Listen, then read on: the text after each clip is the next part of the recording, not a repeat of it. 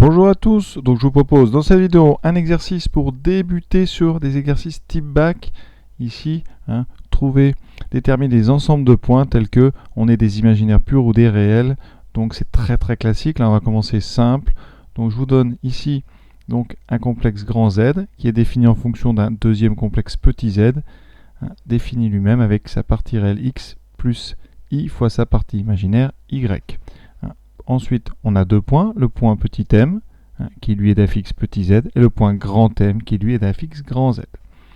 Première question, exprimer grand X et grand Y en fonction de X, donc petit x, et de petit y.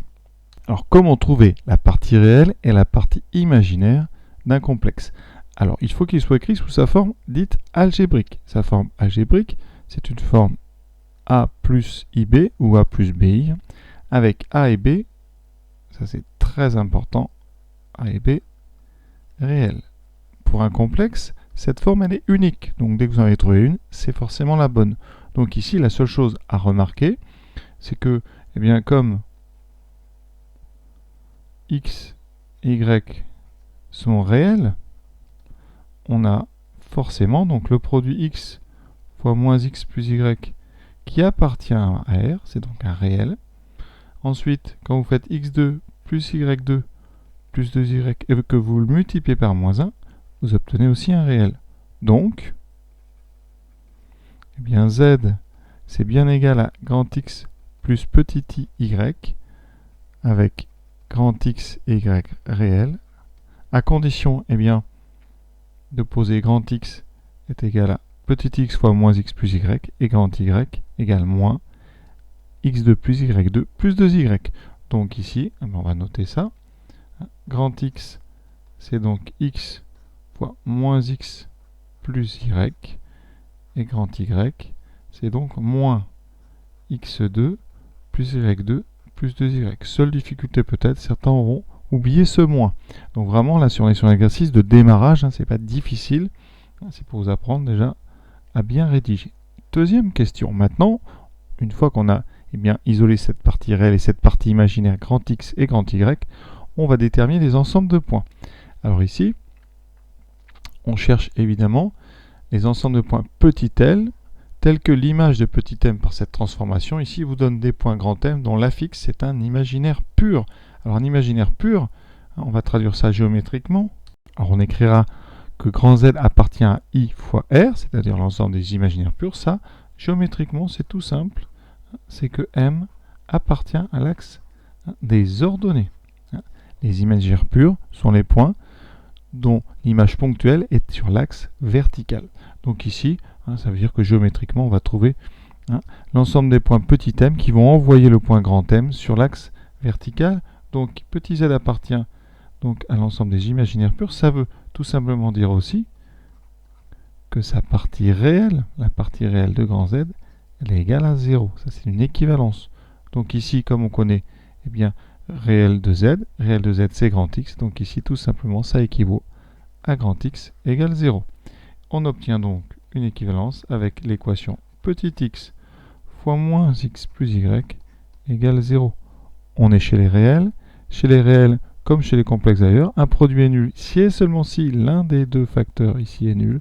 Ça nous donnera soit x égale 0 ou moins x plus y égale 0, qu'on va écrire autrement pour que vous reconnaissiez ces ensembles. Donc x égale 0, c'est tout simplement l'axe ici où x égale 0, c'est donc l'axe des ordonnées. Et le deuxième, on va l'écrire plutôt y égale x, c'est tout simplement la première bisectrice du plan. Donc ici, eh bien, ça équivaut à dire l'ensemble des points petit m. Donc petit m appartient soit à l'axe OX, ou petit m appartient à, alors on va écrire ça comme ça, première bisectrice du plan, donc la droite, équation y égale x. Voilà, donc c'est la réunion des deux droites. Attention, c'est un ou, donc il est sur l'une ou sur l'autre, sur l'intersection des deux d'ailleurs. Donc ici, l'ensemble des solutions, c'est donc deux droites. Deuxième question, la même chose, évidemment, c'est des grands classiques. On va vous demander, eh bien, quel est l'ensemble des points petit m qui vont envoyer, eh bien, grand Z sur les réels. Alors comme tout à l'heure, je vais traduire quand même. Z appartient à R, qu'est-ce que ça signifie? Ça signifie que le point grand M, eh bien, il appartient à l'axe des abscisses. Donc M appartient à l'axe OX. Faites bien attention. Alors ça veut dire aussi, avec la forme algébrique, que sa partie donc imaginaire, la partie imaginaire de grand Z, vaut 0. Et cette partie imaginaire, on la connaît, c'est grand Y. Donc ici, grand Y égale 0. Vous voyez, c'est un problème un peu similaire, sauf que l'équation va être différente. Ici, eh bien, on arrive sur une équation, donc, moins parenthèse, donc x2 plus y2 plus 2y égale 0. Alors c'est un petit peu plus dur. On multiplie tout par moins 1, ça donne x2 plus y2 plus 2y égale 0. Et là, on arrive dans un chapitre vu en première sur les équations de cercle. Équation de cercle, il faut utiliser la forme canonique ici. Un des grands intérêts de la forme canonique ici, ça va être de retrouver le centre de ce cercle et le rayon. Donc x2 plus 2y, rappelez-vous, c'est le début de x plus 1 au carré, mais x plus 1, y plus 1 pardon, au carré, ça donne y2 plus 2y plus 1, il vous manque donc le plus 1. Vous allez donc mettre ici 1 moins 1 égale 0. Conséquence, on obtient x2 plus y plus 1 au carré est égal à 1. Je vous rappelle le cours, une équation de cercle de centre oméga de coordonnées AB et de rayon AR, et bien son équation c'est x moins a au carré plus y moins b au carré égale R2.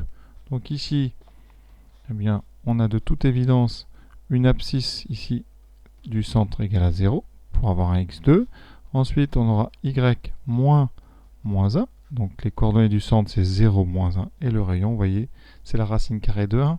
C'est parce que 1, c'est 1 au carré. Donc ici, on a un cercle de centre. Je vais l'appeler oméga. Donc 0, moins 1. Et de rayon 1. Donc c'est des grands classiques tout ça. Et vous voyez que les équations de cercle, ça sert. Troisième et dernière chose, trouver l'ensemble des points petit m tel que, eh bien, il est que grand Z et ses parties réelles et imaginaires égales. Alors, il faut donc traduire ce problème. Partie réelle et partie imaginaire égales, ça signifie que la partie réelle de grand Z égale la partie imaginaire de grand Z. Ça équivaut donc, avec notre grand X et notre grand Y, à grand X égale grand Y.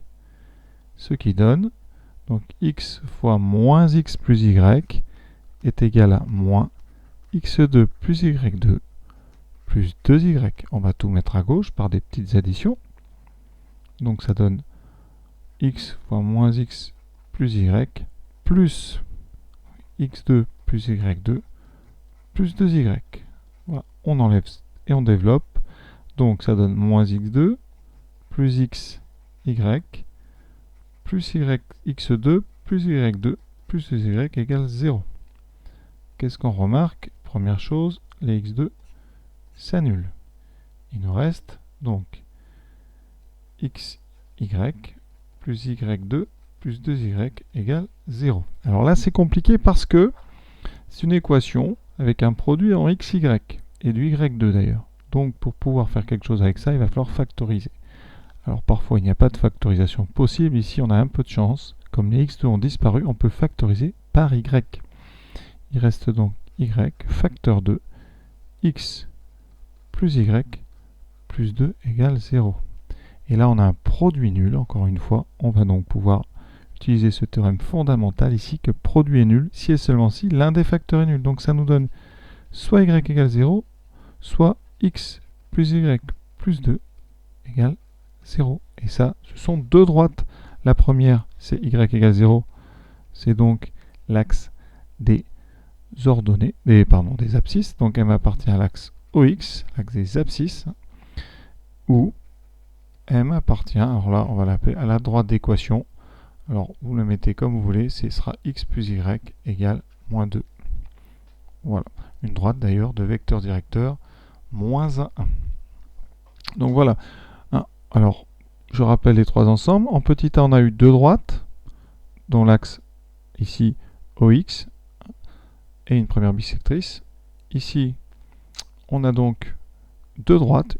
Encore une fois, on a l'axe OX et on a une deuxième droite, hein, qui est une droite oblique, celle-ci. Voilà, je crois qu'on a tout dit. Alors j'espère que ça vous a plu. Hein, évidemment, il va falloir en faire des choses un petit peu plus compliquées, mais c'est une première approche quand même déjà assez intéressante de ce genre de problème. À bientôt, j'espère.